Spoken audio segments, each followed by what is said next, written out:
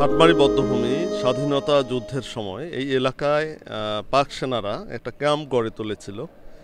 এখানে তারা বিভিন্ন স্থানে অভিযান চালিয়ে নিরীহ মানুষকে নিয়ে এসে এখানে গণহত্যা করত, ধর্ষণ করত। এখান থেকেই তারা পরিকল্পনা করত কোথায় লুট করবে, কোথায় গণহত্যা, কোথায় অগ্নিসংযোগ, এ ধরনের বিভিন্ন অপকর্ম করত। শুধু রাজারহাট না, হয়তো রাজারহাটের পার্শ্ববর্তী এলাকার থেকেও তারা নিরীহ মানুষকে নিয়ে সেখানে নির্মমভাবে হত্যা করত।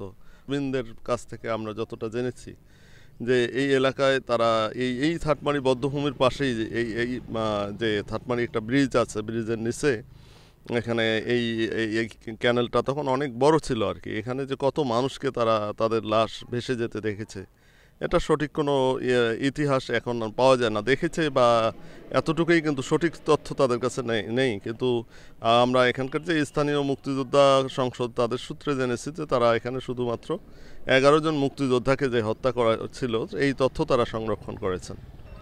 ঠাটমারি ক্যাম্প ছিল মিলিটারিদের। ওই ক্যাম্পের লোক, ওরা ক্যাম্পে থাকিয়া বাইর হইতো, রেল লাইন দিয়া গ্রামে ঢুকতো। গ্রামে ঢুকিয়া লোকজনদের যাকে পাইছে দড়ি নিয়ে আসিয়া এই ক্যাম্পে মারছে। মারার পরে মনে করেন কাউকে পোতাইছে, কাউকে ক্যানেলে এমনিতেই পানির মধ্যে ভাসে দিয়েছে।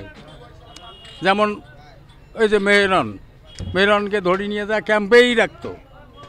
এরকম শতাবতী মেয়ে মনে করেন তারা মানে তাদের নষ্ট করছে। তারপরে 2-4 জন মুক্তিযোদ্ধা যারা ধরা পড়ছে ওদের কাছে, তাদেরকেও মারছে।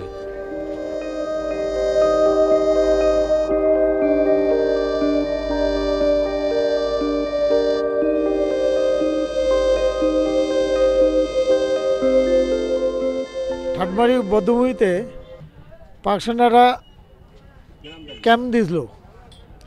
ওই ক্যাম্পে আমাদের এলাকার সাধারণ মানুষও ধরে নিয়ে গেছিলো আর মারছিল। এখানে দালালও আছে, পাক সেনাদের দালালও আসলো, তার নাম দেলোয়ার হোসেন। তাকে মুক্তিযোদ্ধারা পরে মারছে। হ্যাঁ, তাছাড়া খলছে খাওয়ার মহির ওর নামে কি। তার হচ্ছে আরও আসলো ওই যে মাহমুদের ভাই,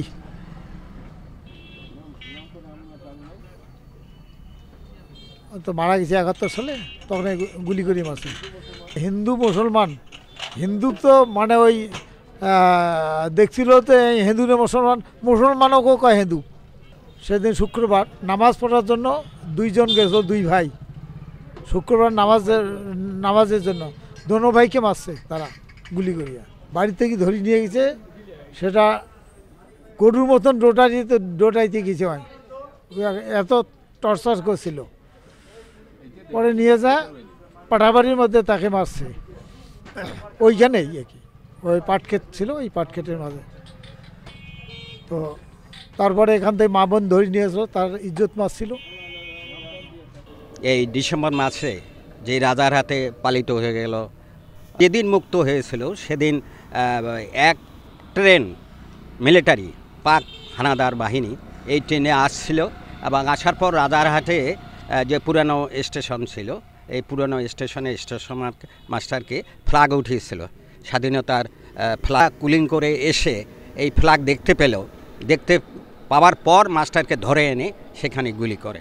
আমাদের এখান থেকে মাত্র 1/2 কিলোমিটার দূরে সেই ঠাটমারি ব্রিজ, এই ব্রিজেই সংগঠিত হয়েছিল এই যুদ্ধ এবং সেখানে অসংখ্য মুক্তিযোদ্ধা, অসংখ্য এখানকার মানুষ, ছেলে পেলে সব নিয়ে গিয়ে ওখানে গুলি করত এবং পানিতে ভাসিয়ে দিত। এবং আমরা জেনেছি যে এই ধরনের কত মারা গেছে, শত শত মারা গেছে, কিন্তু এদের নাম এখনও লিপিবদ্ধ হয়নি। ওখানে যে বধ্যভূমি রয়েছে ওখানে দেওয়ালে এ পর্যন্ত তাদের লিপি হিসাবে সেখানে প্রকাশ করেনি। এটা আমরা ইউনো মহোদয়কে জানিয়েছি এটা প্রকাশের জন্য। সংবাদ, ফিচার ও অনুষ্ঠানের জন্য ভিজিট করুন সংবাদ প্রকাশের ওয়েবসাইট এবং যুক্ত থাকুন ফেসবুক পেজ ও ইউটিউব চ্যানেলের সঙ্গে।